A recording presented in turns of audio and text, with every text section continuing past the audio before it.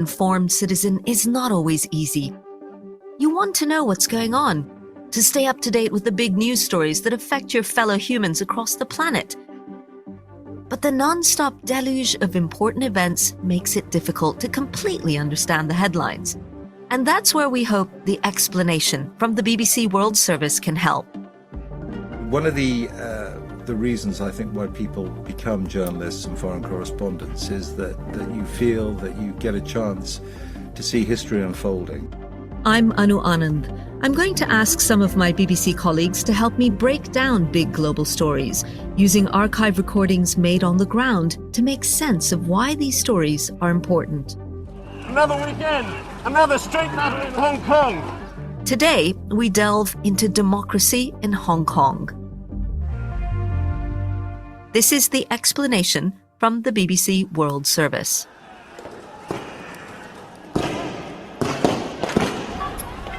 Okay, so you'll have to excuse me, I have my tear gas mask on at the moment. And you'll hear the rounds of tear gas being fired as we speak.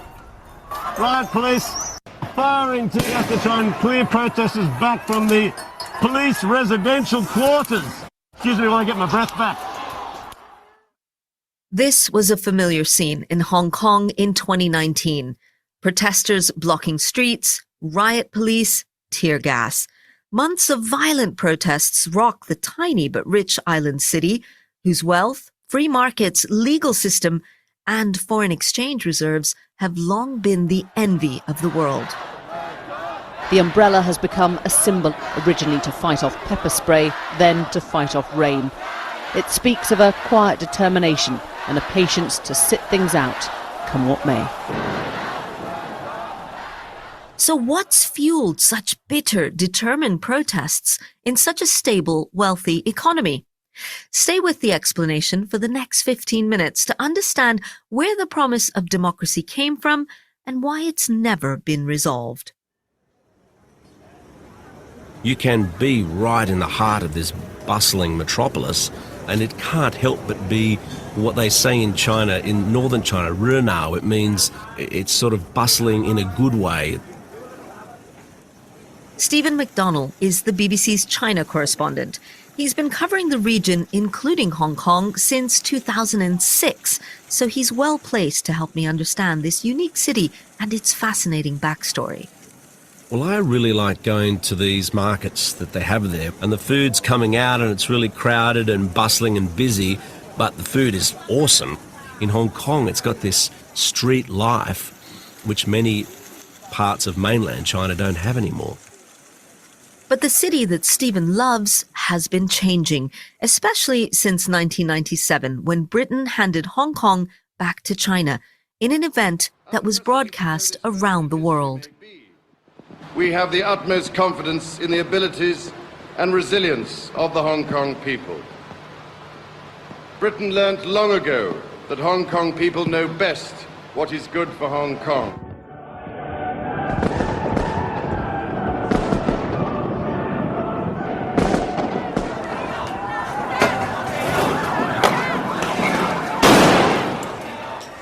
Fast forward 2 decades, and the idea of what's good for Hong Kong prompted millions of its residents to take to the streets in protest, some which became violent.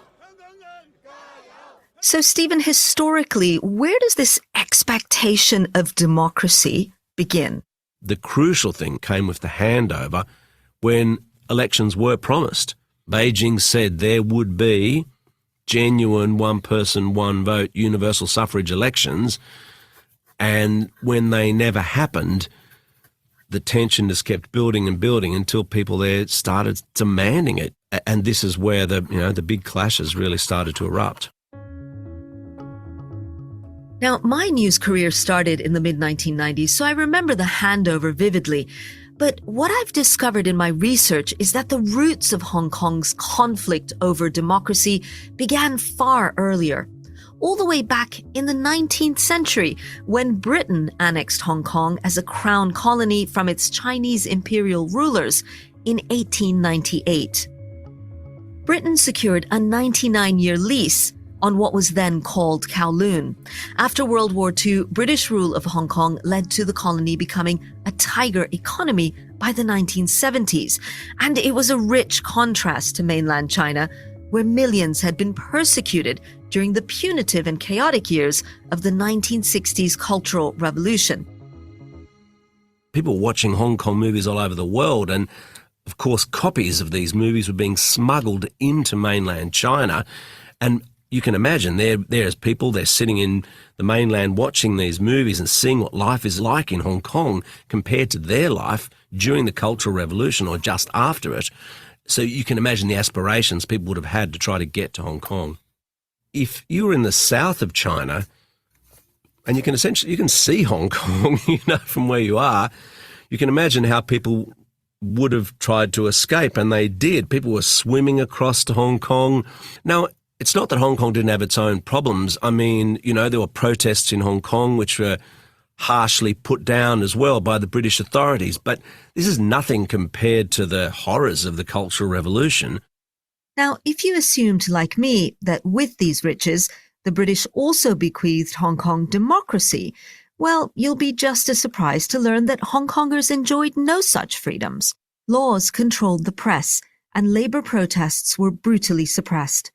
The governor, appointed by the Queen, in turn appointed nearly all the members of the legislative and executive councils.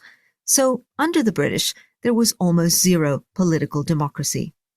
It was only in 1984, as the end of that 99-year lease was drawing closer, that Britain was forced to contemplate the future of Hong Kong and the shape of its democracy. The circumstances are unique. The agreement is unique.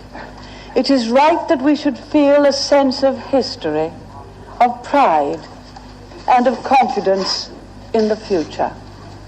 May I thank you for the privilege of being at this signing ceremony.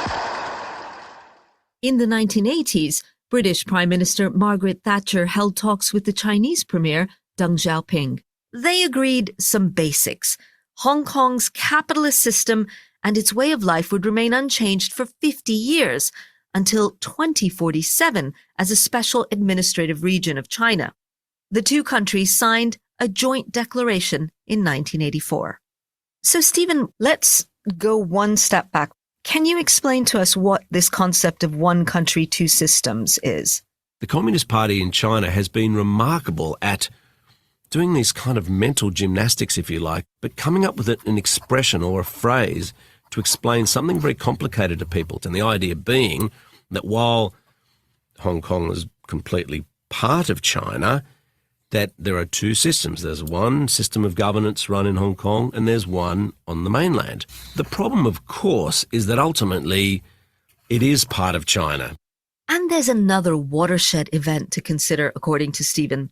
In 1989, after the joint declaration, but before the handover from Britain to China, an event took place that would reverberate in Hong Kong and throughout the world for decades. From Tiananmen Square, the sound of gunfire sounded like a battle, but it was one-sided. After hours of shooting and facing a line of troops, the crowd is still here. They're shouting, "Stop the killing and down with the government." Many were terrified, saying there would be retribution. There was not one voice on the streets which did not express despair and rage. Tell the world, they said to us. The Tiananmen Square protests led to the killing of anywhere from several hundred to several thousand protesters by the Chinese military. The debate about democracy under Chinese rule would never be the same. But we'll come back to that. Meanwhile, the first years of Chinese rule in Hong Kong after the British handover were actually pretty upbeat. The funny thing is, I remember going and doing stories 10 years after the handover and interviewing people and looking back at the first 10 years. Then, actually, people were quite surprised at how well it was going. But it wasn't that long after that this all sort of changed. And probably, and the crucial moment, I think, was when there was a protest movement called Occupy Central in 2014. They call this an awakening.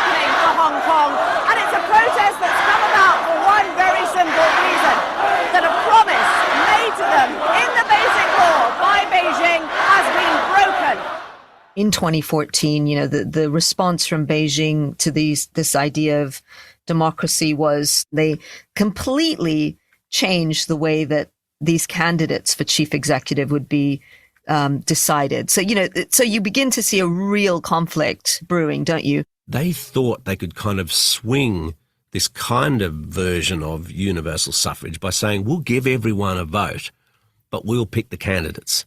And people were like, oh, come on, that's not a vote. There's no point in having a choice between the three candidates that Beijing likes. We want to choose our own person. When the students and their supporters took over the heart of the financial district of the city, a big crowd of them, staying there for weeks on end, demanding democracy, that really was the crucial turning point, I think. And it's when I'm guessing the government thought, hang on, people are really serious about this demand for universal suffrage. They want it. The change after that in the coming years was so huge. Police used pepper spray, tear gas, and barehanded assault to stop the protesters. The 2014 occupations became known as the Umbrella Movement from the yellow umbrellas protesters used to shield against the police assault. Then in 2019, the protesters themselves became more violent. There's been a marked escalation here in Hong Kong today. These militant protesters have just come from the housing block of the police, where they've been throwing bricks by the dozen into that compound, smashing up buildings. So, Stephen, what ignited this violent reaction?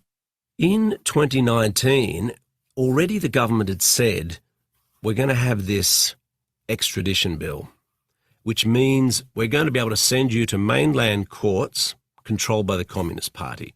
And people who are used to having an independent judiciary, they didn't want to go along with this. Well, I think, again, ordinary people in Hong Kong are not stupid, and they were saying even if you're being accused of murder, you still deserve a free trial, and it's no good. You can't be sent to the mainland to face a court controlled by the Communist Party. Anti-extradition protesters stormed the streets, forcing their way into Parliament and attacking police. And here's where Tiananmen Square's legacy comes in. I think when we knew that 2019 was going to be different was the annual Tiananmen Square Vigil.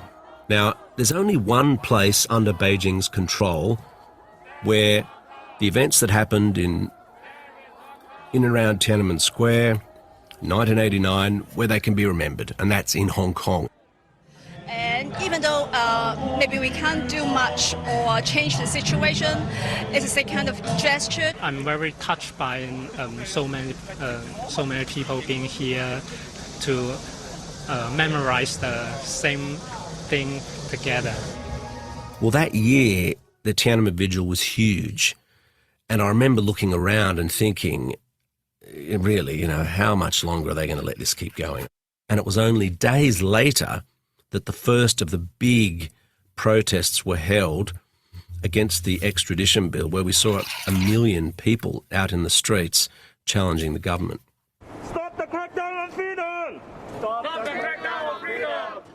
A couple of weeks later, double this, opposing the extradition bill. Now, when you've got a city with a population of 5 million and 2 million people are out in the street, that is a lot of people protesting.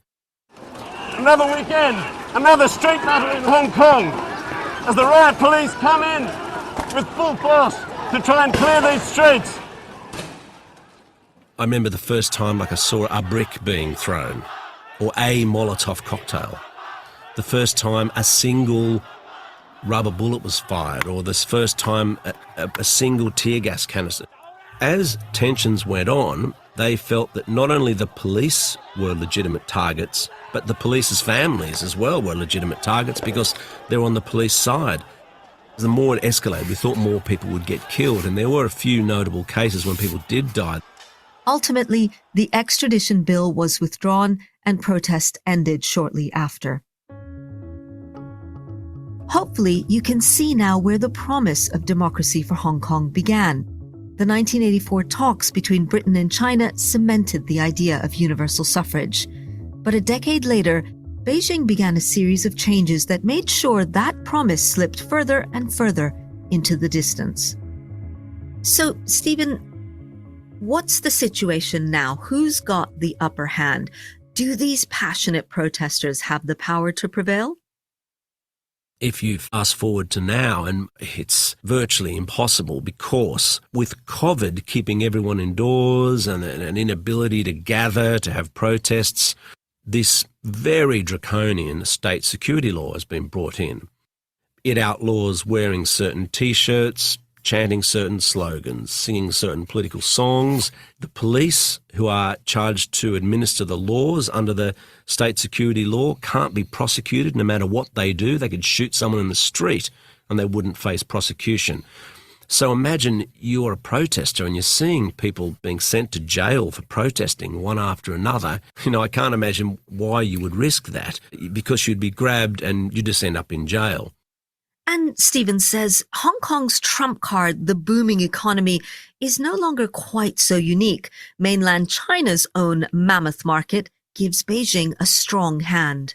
You can see governments, countries, corporations, organisations, people, film directors all over the world being very careful what they do to not upset Beijing, because it will affect the bottom line.